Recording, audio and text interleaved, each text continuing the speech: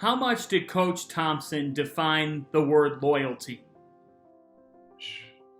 If you look it up in the dictionary, that's who you're gonna see.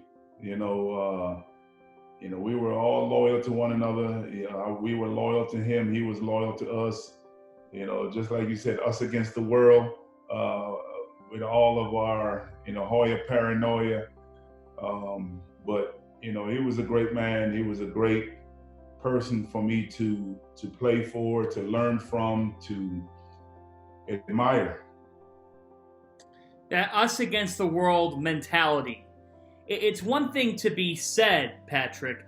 How much did he turn that whole mentality into action for you and your program to that point that you did believe in that idea? Oh, we definitely believed it. If you looked at a lot of the calls that we got, or in the way that we were treated back then, it had to be us against the world. It's either you bow down to what everyone think you're supposed to do, or you kick the door open. We tried to kick the door open. We believed in ourselves. We believed in what we were trying to do. We believed in our leader, Coach Thompson, and we went out there and tried to prove everyone wrong. Most people know him as that intense figure who had that incredible frame and had the towel over the shoulder like you've got on your shirt right now.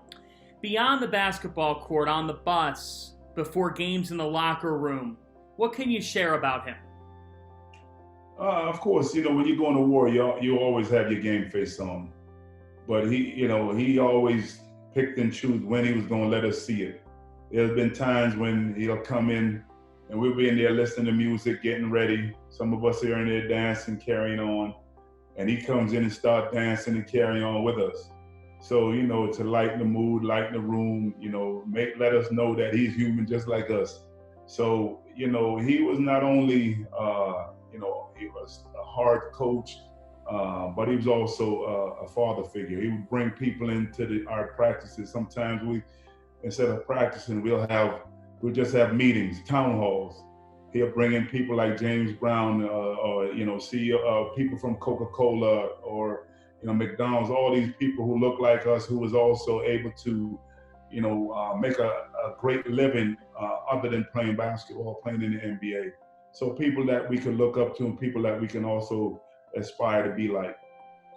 One thing that other coaches have said this week about him is that he did not play favorites. He was somebody that if you earned his respect, that he was someone that always put his players first. And one thing that was brought up to me earlier this week was whether you were Patrick Ewing or whether you were the walk-on on the team, the loyalty factor remained the same. Can you reflect on that with your teammates?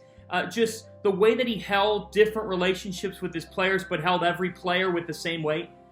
Oh, definitely. Some people, it's funny. I was on a Zoom call last night with a bunch of kids that played at Georgetown. Some guys from my team and before mine, and then even beyond, going forward.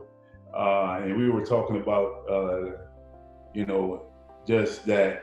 They didn't care if I was Patrick Ewing or like you said, a walk-on. He cursed me out. He cursed everybody out. I remember one time he cursed me out so bad. I was a freshman and I got mad. I'm like, man, forget this. I'm going back to Boston. And then a couple of hours later, he and I and Miss Finland are in the restaurant having lunch.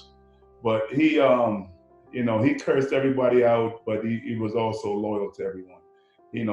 He pushed you to be the best you can be, not only as a basketball player, but also as a person. And, that's what he wants from us, or wanted from us.